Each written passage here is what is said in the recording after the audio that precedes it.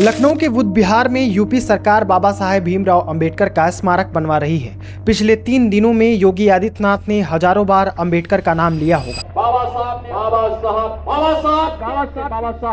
लेकिन योगी आदित्यनाथ के अलावा यूपी की सबसे बड़ी विपक्षी पार्टी समाजवादी पार्टी के मुखिया अखिलेश यादव भी इसमें पीछे दिखाई नहीं दे रहे हैं।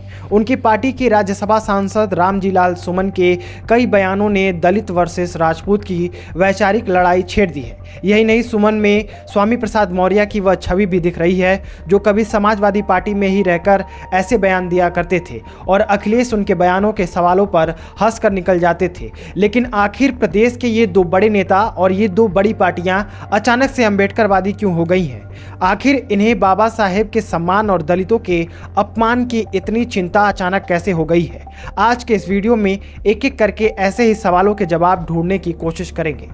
9 मई 2017 यूपी के नए मुख्यमंत्री बने योगी आदित्यनाथ ताबड़तोड़ दौरा कर रहे थे। इसी दौरान वह मेरठ के एक गांव शेरगढ़ी पहुंचे। उन्होंने दलित बस्ती की साफ सफाई का निरीक्षण किया, लेकिन इस दौरान उनसे एक बड़ी गलती हो गई। योगी आदित्यनाथ के गांव से निकलते ही बवाल हो गया।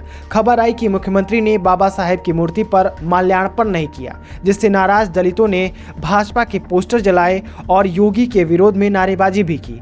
लेकिन तब नए मुख्यमंत्री बने योगी आदित्यनाथ को शायद ही पता होगा कि आगे उन्हें अंबेडकर का नाम इतनी बार लेना पड़ेगा।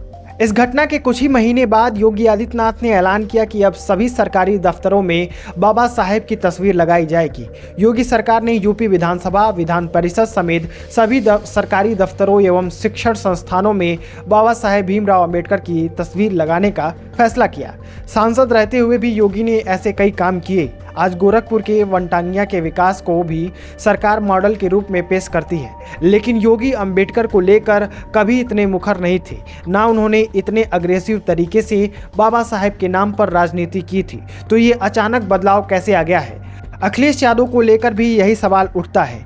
स्वामी प्रसाद मौर्य जब तक सपा में थे, अखिलेश ने उनके कंधे पर दलितों को जोड़ने के लिए कई प्रयास किए। 2022 के बाद से अखिलेश ने अपने आप को इस माहौल में दिखाने की कोशिश की।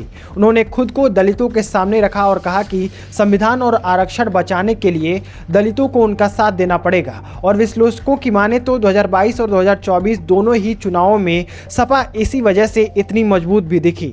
अखिलेश एक हद तक दलितों को जोड़ने में कामयाब भी रहे, लेकिन भाजपा कहती है कि यह सत्ता जाने के बाद से अंबेडकर का नाम लेने लगे हैं। 2022 के विधानसभा चुनाव और मुलायम सिंह यादव के निधन के 6 महीने बाद अखिलेश ने लोहिया से ज्यादा अंबेडकर का नाम सुनने को मिल रहा है। लेकिन विश्लेषक कहते हैं कि सत्ता के समय अखिलेश ने भी योगी की ही तरह बाबा साहेब का नाम इतने जोरों से नहीं लिया। तो आखिर यूपी की राजनीति में ये ताकतवर लोग बाबा साहेब का नाम इतना क्यों ले रहे हैं और अचानक इतने जोरों से क्यों? योगी को सीएम भले ही भाजपा ने बनाया, लेकिन जब सीएम योगी ने यह ऐलान किया कि सरकारी दफ्तरों में अंबेडकर की तस्वीर लगेगी, तो कुछ ने कहा आपको आरक्षण खत्म करने के लिए लाया गया था। यानी लोगों को उम्मीद थी कि योगी आदित्यनाथ इसको लेकर कुछ करेंगे। लेकिन 2017 के विधानसभा चुनाव के समय जब मायावती ने भाजपा पर आरक्षण विरोधी का आरोप लगाया, तो योगी ने इसके जवाब में भाजपा का बचाव किया। उन्होंने कहा कि उनकी पार्टी आरक्षण की पैरोकार है। लेकिन सत्ता में आने के बाद से इस मामले में योगी आदित्यनाथ की नीयत पर सवाल उठाकर अखिलेश यादव को भरपूर फायदा मिला। कभी यादव और मुस्लिमों तक सीमित मानी जाने वाली समाजवादी पार्टी के पास दलित वोट बैंक भी बनता दिखाई दे रहा है और इसी कारण से अखिलेश इस तलवार को और धार देने में लगे हैं। भाजपा और सपा दोनों जानते हैं कि मायावती का वोट बैंक माना जाने वाला दलित समाज अपना एक नया ठिकाना तलाश रहा है। पिछले 1 दशक से मायावती की पॉलिटिक्स में कोई बड़ा बदलाव नहीं देखने को मिला। कभी अपने दम पर सत्ता में रही बसपा आज एक विधायक पर सिमट कर रह गई है। वो भी उमाशंकर सिंह की जीत को उन्हीं की व्यक्तिगत जीत माना जाता है। बसपा के सभी बड़े नेता अलग अलग पार्टियों में जा चुके हैं। यूपी में या केंद्र में ही दलितों को एक ऐसा ठिकाना नहीं दिख रहा जहां उनका भविष्य सुरक्षित दिखे। उन्हें ऐसे किसी पार्टी की तलाश है जो मजबूती से उनको मिलने वाले आरक्षण को नुकसान ना होने दे। चुनाव में संविधान की लाल रंग की प्रति दिखाते राहुल गांधी भी ऐसे ही मैसेज देने की कोशिश कर रहे थे और दलितों को यह बताने का प्रयास कर रहे थे कि कांग्रेस के सरकार में उनके हित सुरक्षित रहेंगे। चुनाव में बहुत नहीं, लेकिन इसका फायदा कांग्रेस को मिला ऐसा माना जाता है। लेकिन गठबंधन में रहे अखिलेश यादव को इसका ज्यादा फायदा मिला। 2014 और 2019 के लोकसभा चुनाव में 5 सीटों पर सिमट कर रह गई सपा ने 2024 के लोकसभा चुनाव में यूपी में 37 सीटों पर सफलता हासिल कर ली। अखिलेश इसको पीडीए के नारे की जीत बताते रहे हैं, लेकिन पीडीए में वास्तव में उनके साथ पिछड़ा, दलित और अल्पसंख्यक ही रहे। इसी जुगलबंदी के साथ वह सत्ता में वापसी के रास्ते तलाश रहे हैं। बसपा भी इस बात में उलझी हुई है कि आकाश आनंद को पार्टी की जिम्मेदारी दोबारा दें या ना दें। पिछले कुछ दिनों में मायावती और आकाश आनंद के ट्वीट और बयानबाजी में सिर्फ परिवार में मतभेद दिख रहा है। आकाश अपने ससुर की ज्यादा सुन रहे इस नाराजगी में मायावती ने उनको पार्टी से बाहर का रास्ता दिखाया।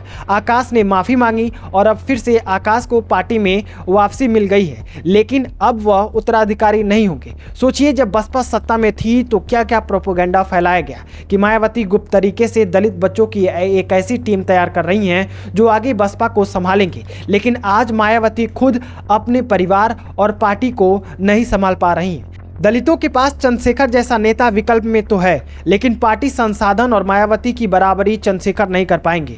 बसपा इस बात को लोगों के बीच में भी कह रही है कि बसपा ही उनकी पार्टी है, ना कि कोई नया आया हुआ आदमी। चंद्रशेखर ने नगीना से अपनी जीत के बाद यह मैसेज तो दे दिया कि उनके साथ सिर्फ भीड़ नहीं, वोट भी है, लेकिन पूरे यूपी में उनके पास ऐसे लोगों की कमी है जिसके बल पर वह सत्ता में जाने की बात कर सके। कुल मिलाकर दलितों को किसी की तलाश है और अखिलेश के पास वह क्षमता और लोग भी हैं जिसके बल पर वह लगातार इस बड़े वोट बैंक पर दावा कर रहे हैं। अवधेश प्रसाद को संसद भेजना हो और उनको अपने साथ बिठाना हो या रामजी लाल सोमन के समर्थन की बात हो, अखिलेश हर जगह पर सॉफ्ट तरीके से यह संदेश दे रहे हैं कि वह दलितों के साथ हैं और इसी बात की चिंता कहीं ना कहीं भाजपा को सताने लगी है। पिछले कुछ दिनों में अगर योगी आदित्यनाथ की बातें सुने तो उनके बयानों में बाबा साहेब और संविधान को ध्यान में रखकर काम करने की बात बार बार दोहराई जा रही है। पिछले कुछ सालों में भाजपा के कई बड़े फैसले को भाजपा अंबेडकर से न सिर्फ जोड़ रही है बल्कि उनके नाम पर इसको जरूरी भी बता रही है। योगी सीएए को भी दलित हिंदुओं से जोड़कर पेश कर रहे हैं। योगी का कहना है कि पाकिस्तान और बांग्लादेश में जिन हिंदुओं पर हमले हो रहे हैं वो दलित हिंदू हैं और भाजपा उनके सुरक्षा के लिए ही ऐसे कानून लाई है। लखनऊ के बुद्ध विहार में बन रहे अंबेडकर के नए स्मारक के बहाने भी सपा और कांग्रेस पर योगी ने कई बार किए। भाजपा उन आंकड़ों को भी बार बार दोहरा रही है जिनमें दलितों को लाभ मिला है। भाजपा, कांग्रेस और सपा तीनों मायावती के उस वोट बैंक को उम्मीद और दिलासा और भरोसा जताने में जुट गए हैं जो आज कोई नया किनारा ढूंढ रहा है। बाकी आप इसके बारे में क्या राय रखते हैं कमेंट में जरूर लिखें। मेरा नाम है अभय, आप देख रहे हैं आज़ाद खबर। बहुत बहुत धन्यवाद।